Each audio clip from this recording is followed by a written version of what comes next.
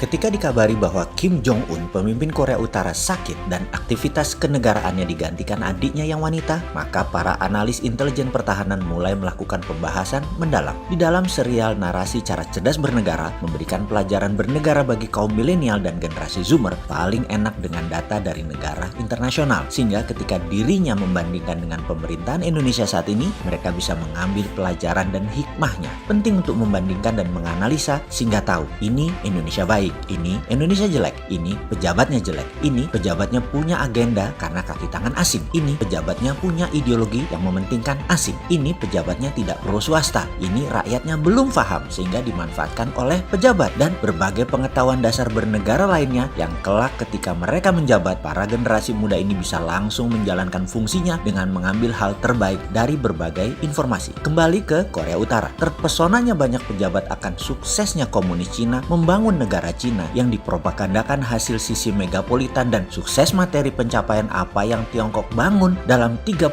tahun terakhir ini ternyata tidak memberikan arah atau pelajaran yang baik. Bahwa ada pejabat teras Indonesia mengatakan komunis itu menyatukan Cina dan dibutuhkan Tiongkok untuk menyatukan 1,4 miliar penduduk. Lalu dia melanjutkan, itu yang kita lakukan sehingga tidak ada kritik yang tidak perlu, sehingga pemerintah bisa mendeliver, sehingga kemiskinan bisa diselesaikan di Cina. Oke bos, maksudmu apa? Komunis itu bagus gitu? Korea Utara itu komunis juga bos. Rakyatnya miskin-miskin, padahal rakyatnya taat dan takut sama dewa mereka yaitu Presiden Kim Jong-un. Sudahlah bos, jangan muji-muji komunis, jangan terlalu memuja Tiongkok. Tuh kan, ngomong Korea Utara jadi muter-muter gara-gara lu terlalu cinta Tiongkok, padahal lu cinta cuannya doang kan? Ya begitulah manusia kalau ideologinya cuan, lupa sama nasionalisme. Bagi banyak pengamat, Kim Jong-un, sang cucu pendiri Korea, Kim Il-sung, hidup hedonis sejak kecil, bukanlah merupakan seorang yang mempunyai ideologis komunis murni seperti kakeknya secara spirit. Dia, si Kim Jong-un itu, sudah merupakan manusia oportunis di negara komunis. Mao Zedong, pemimpin Cina, memelihara Kim Il-sung dan memelihara dendam Korea Utara terhadap Korea Selatan serta Amerika. Mao memberikan segalanya agar Kim Il-sung berkuasa, juga membangun aliansi kekomunisan agar komunis punya banyak etalase. Oh ya, sekedar mengingatkan, si Bosman ini sejak 2018 sudah mengatakan perang dagang Amerika Tiongkok sesungguhnya adalah perang ideologi antara komunis dan demokrasi. Karena itu jauh-jauh hari itu juga kita mengingatkan hati-hati miring ke siapanya karena bisa diartikan mendukung ideologi tersebut. Ketika Deng Xiaoping berkuasa, Ronald Reagan berada di posisi seberang mulai menekan Tiongkok. Amerika akan membantu ekonomi Cina kalau mengadaptasi demokrasi di Tiongkok dalam 40 tahun ke depan.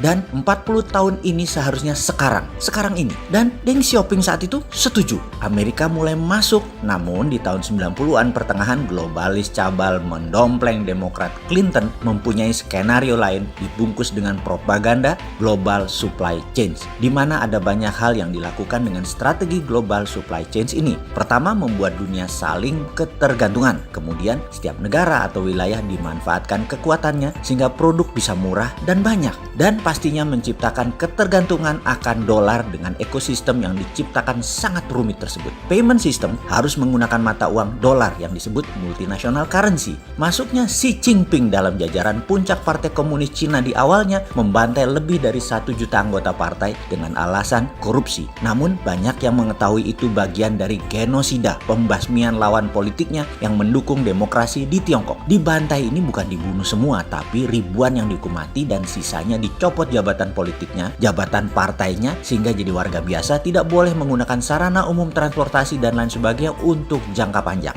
Strategi Xi Jinping adalah Tiongkok akan menguasai dunia, dan untuk pertama kali dalam sejarah Tiongkok menantang hegemoni tertinggi saat ini yaitu Amerika. Amerika di bawah Obama kemarin, dia adalah orang yang humanis. Amerika lalai membangun nasionalismenya. Kemudian Hillary, kaki tangan globalis cabal, mencoba memperpanjang kekuatan mereka. Namun entah bagaimana si ontohot Trump yang memimpin. Dunia tersadar permainan Tiongkok. Amerika dalam negerinya tersentak dengan permainan Tiongkok. Namun globalis cabal global tidak suka niat mereka dan permainan mereka dibongkar Trump dan bahkan dijatuhkan. Sekarang Biden dan Kamala melawan Trump. Sekitar 70 hari lagi perang itu terjadi, Pilpres Amerika, di mana perang tersebut sesungguhnya adalah antara patriotis nasionalis melawan globalis liberal. Jadi kalau kita bisa simpulkan diskusi kita kali ini, runtuhnya Uni Soviet dengan gerakan 13 Shadow Man-nya Reagan di tahun 1991, puncaknya kemudian adalah reunifikasi Jerman Timur dan Jerman Barat akan diulangi lagi oleh Trump kali ini. Trump ini mengidolakan Reagan sejak tahun 80-an akhir, sehingga kampanye Reagan sama dengan kampanye Trump, yaitu Make America Great Again. Juga digunakan strategi mengelola negaranya sama, yaitu anti-komunis. Amerika akan membuat komunis Cina menjadi negara demokrasi, dan Trump lakukan ini sekarang. Kemudian dengan sakitnya Kim atau bahkan meninggal, maka kemungkinan besar akan terjadi reunifikasi Korea Utara dan Korea Selatan yang menyimbolkan runtuhnya komunisme sekali lagi dimenangkan oleh demokrasi menjadi mercusuarnya Amerika dan Trump. Untuk Indonesia, mudah-mudahan nggak cemen ya pejabatnya melihat peta dunia dan hati-hati miring ke siapanya. Iya, tahu kalian bilang sih negara kita bebas aktif, tapi jangan sampai urutan sejarah terulang kembali. Pertama, Soviet runtuh, kemudian reunifikasi Jerman, kemudian resesi ekonomi tahun 97 dengan hitman-nya menumbangkan pemerintah yang tidak nurut. Ayolah, main cantik wahai pejabat.